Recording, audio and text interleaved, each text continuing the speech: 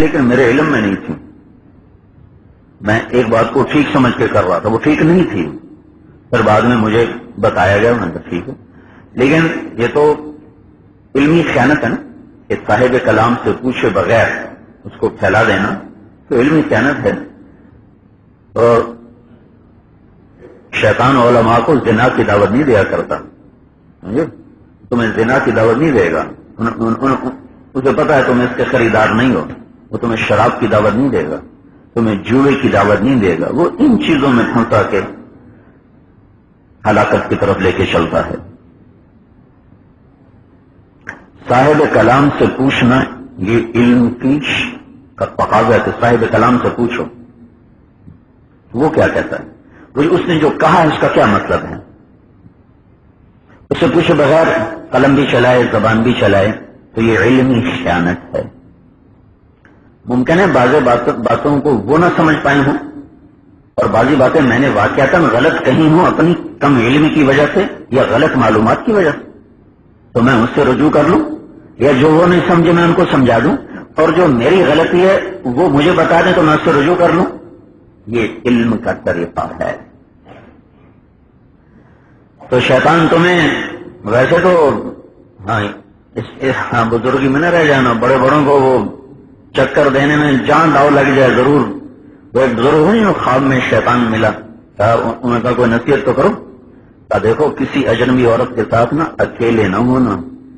اگر مرد ہو جنید بغدادی جیسا، عورت ہو رابعہ بصری جیسی، تو تیسرا میں آ جاؤں گا ان کی خدمت کرنے کے لیے. تو اپنی بزرگی کے چکر میں نا کہیں خود اعتمادی کے دھوکے میں نہ آ جانا. ہمیشہ اپنے اوپر شک میں رہنا، ہمیشہ اپنے اوپر شک میں رہنا. تو یہی کہ شیطان دو نہیں لگا سکتا. ہمیں بھی زنا کی دعوت دے سکتا، ہمیں لواطت کی دعوت دے سکتا ہے، شراب کی دعوت دے سکتا، ہر شے کی دعوت دے سکتا ہے. موقع کی تلاش، مناسبت کی تلاش. عام دستور بتا رہا ہوں، عام دستور یہ ہے ادھر کی بجائے وہ ان چیزوں میں پھنساتا ہے جس کو وہ دین سمجھ کے کر رہے ہوتے ہیں، حالانکہ وہ اعمال کی تباہی ہوتی.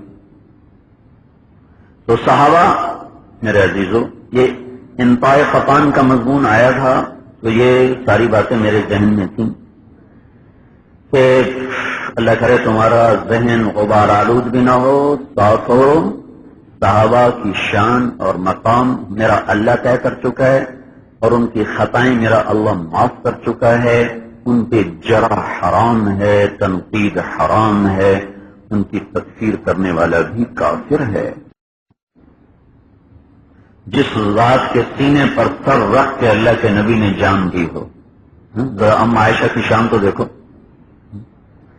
واحد نبی تو میں بتا رہا ہوں، واحد نبی، میری بات غور سے سننا، واحد نبی جس کی جان بیوی کے سینے پر گئی ہے سر رکھے ہوئے. حضرت عائشہ یوں ٹیک لگا کے بیٹھی اور آپ کے سیدھے گال ام عائشہ کے سینے پر ایسے رکھتے ہوئے، اور آخری چیز جو میرے نبی کے منہ میں گئی ہے وہ ام عائشہ کا لعاب ہے. بھائی آئے عبد الرحمن بن ابی بکر اور ان کے ہاتھ میں مسواک تھا. آپ کی ناقاہت ہے، بولا نہیں جا رہا، تو آپ کی نظر مسواک پہ ٹک گئی ہے. تو حضرت عائشہ نے دیکھ لیا کہ مسواک کی طرف نظر ہے، یا رسول اللہ مسواک کرنا چاہتے ہیں. تو آپ نے ان سے مسواک لیا اور اپنے منہ سے چبایا. تو چبانے سے لعاب لگا مسواک کو، وہ دیا. یہ کا آخری چیز ہے جو میرے نبی کے منہ میں گئی ہے وہ میرے منہ کا لعاب ہے. یہ ہے عائشہ صدیقہ.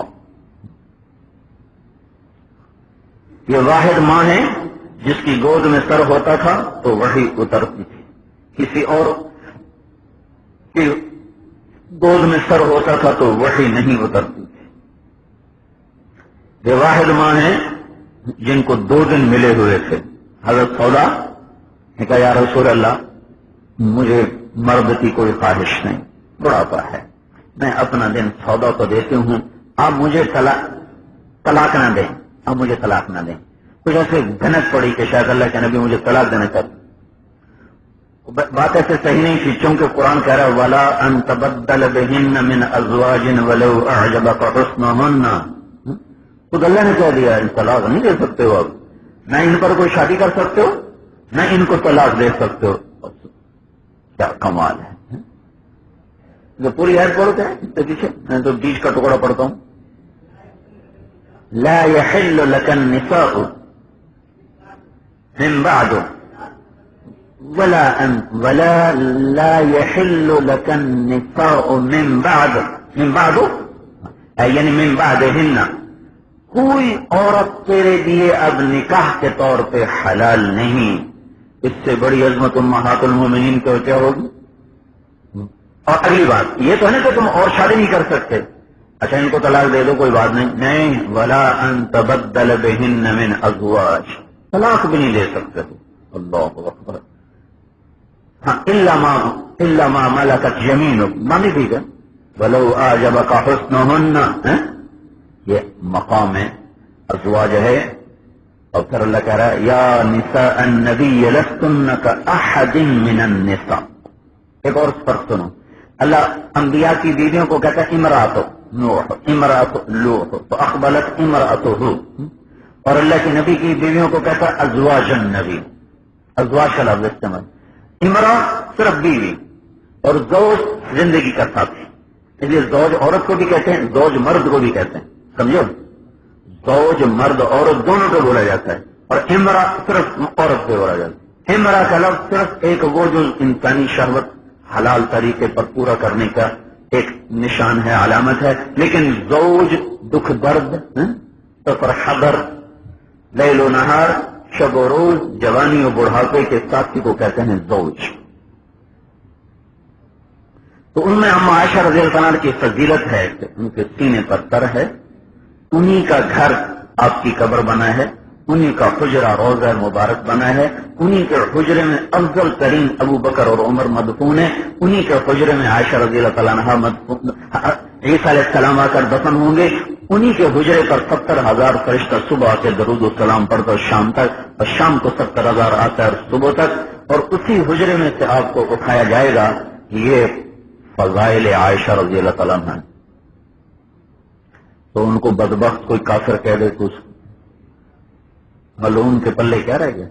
وہ تو خود کفر سے بھی کوئی آگے چیز ہوتی تو وہاں چلے گئے.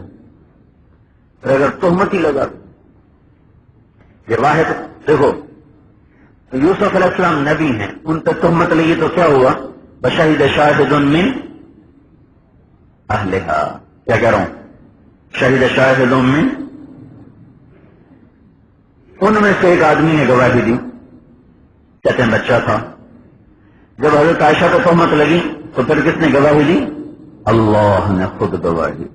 ان الذین جاؤوا بالعفک عصبۃ لا تحسبوه شرا لکم بل هو خیر لکم.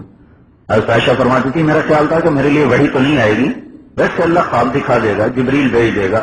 مجھے کیا خبر تھی کہ قرآن آئے گا جو قیامت تک پڑھا جائے. سنائی یہ مضمون آگے جو اجتنبوا کثیرا من الظن ان بعض الظن اثم یہ متعلق ہے. میں وہاں اس کو تفصیل سے بتاؤں گا. لیکن ابھی تو چونکہ مناقب میں بات آ رہی تو اس میں اس کو مختصراً بتا رہا ہوں کہ بدگمانی اور بغیر تحقیق کے بات کو چلا دینا اس پہ کیا کیا فتنے کھڑے ہوتے.